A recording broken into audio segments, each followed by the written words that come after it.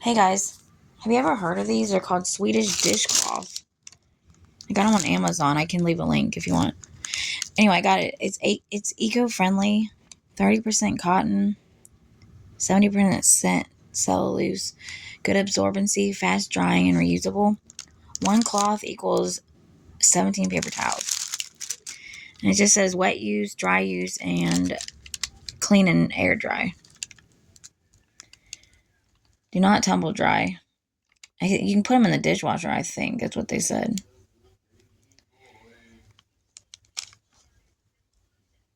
Okay, and here's what they look like.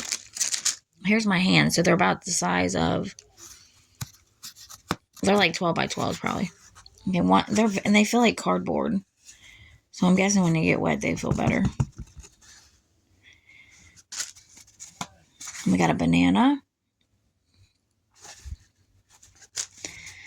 lemon, and limes, blueberries, and then you get 6 in a pack, and then cherries, and then peaches. But I just wanted to show you guys. Like, you can use them on countertops, so I'm just going to use them for that. Alright, and I will talk to you guys soon. Bye.